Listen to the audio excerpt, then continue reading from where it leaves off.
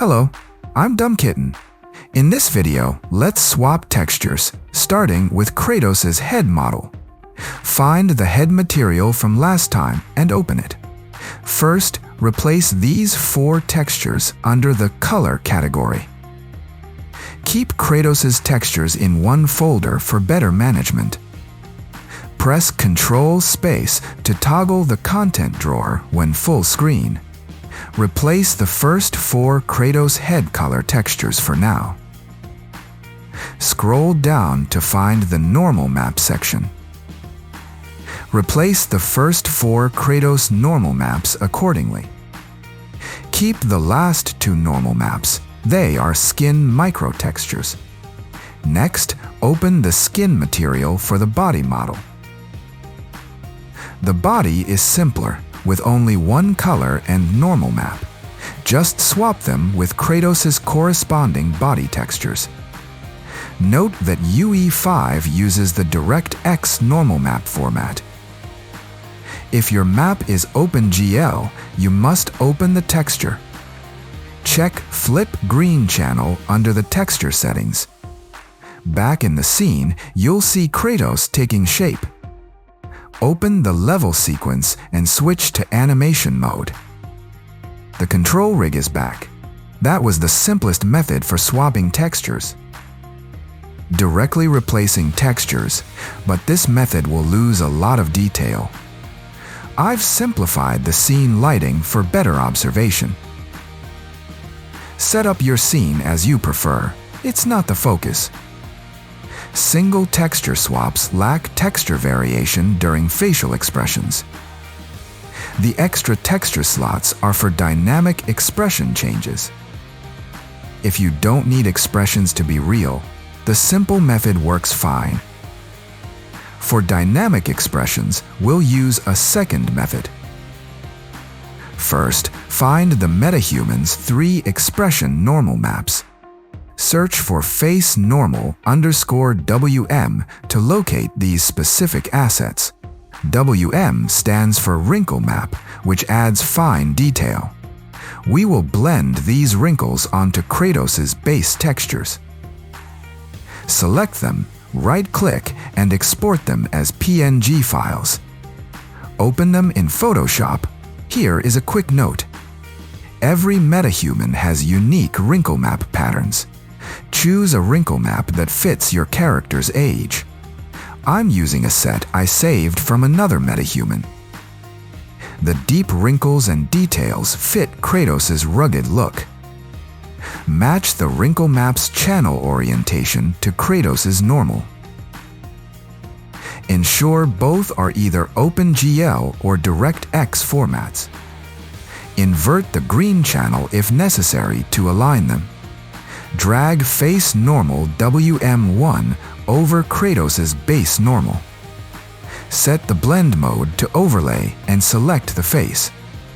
This specific wrinkle map primarily affects the facial areas. Feather the selection and delete the areas outside the face. Kratos' first wrinkle normal is done. Save it out. Use overlay mode for the second map as well. This map affects the face and the neck area. Include the neck in your selection for this map. The third map follows the same process as the first. Isolate the face only. I won't repeat the steps. Now let's create the wrinkle color map from WM1. Use the X-Normal plugin for Photoshop. Copy the plugin files into your Photoshop directory. Place them specifically inside the Plugins folder. Find the tool under the Filter menu in Photoshop. Select Normal to Cavity to convert normal data into cavity maps. Use default settings to generate a grayscale texture. Add a levels adjustment to increase the texture contrast. Make whites brighter and blacks darker for better blending. Copy this processed cavity map onto the color texture. Keep only the face and use Multiply blend mode. Apply a slight blur to soften the wrinkle edges. Use color balance to add realistic skin tones. Deep wrinkles should have subtle, darker color variations. Adjust brightness, contrast, and hue to your liking. Use the eraser to clean the nose and cheeks. There's no fixed rule. Use tools to reach your goal. Experiment with opacity and contrast for the best look. You can even hand paint extra details on this layer. Using AI tools for texture processing is also viable. The goal is a color map with defined wrinkles. Create the other two wrinkle color maps similarly. I'll skip the repetition. Save all 3 color maps. You should now have 6 new texture maps total. Import these 6 textures back into UE5. Open the head material to assign the new maps. Assign CM1 to the first wrinkle color slot. Repeat this for CM2 and CM3 respectively. Follow the same logic for the normal map slots.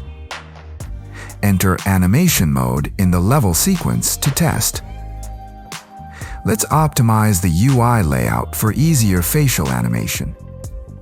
Go to Window, Viewports, and enable Viewport 2. Focus the second viewport specifically for the facial control board. Adjust the zoom specifically for the rig controllers. Dock it to the right of your main 3D viewport. The orthographic view often hits a zoom limit quickly. To fix this, go to your editor preferences. Under Level Editor, select the Viewports section. Find the minimum orthographic zoom setting. Lower it from 250 to 100 to allow closer zooming. Now you can select small controllers much more easily. Press G to toggle game mode and hide icons. If you keep accidentally selecting the board frame, search for Face Control in your content browser. Open the Control Rig file and wait for it. It may take a moment to load all components. Find MH_facial board in the rig hierarchy. Change the animation type. Set it to Visual Cue instead. Compile and save. Now only the knobs are selectable. Switch to Local Space for symmetrical controller adjustments. Select the 4 forehead controllers and move them up. Notice the dynamic wrinkle changes on the forehead. Pull the eyebrows down to create a frown. Raise the lips and nose to simulate an angry expression. The texture transition looks great and feels very natural. Press Ctrl-Shift-G to reset the face to default. That is the second method for handling textures. It's much more effective without being too difficult. The downside is the lack of unique character variation. It might not suit highly specific artistic needs. Next time, we'll learn to sculpt custom expression textures. Keep creating and keep the passion alive. See you in the next one.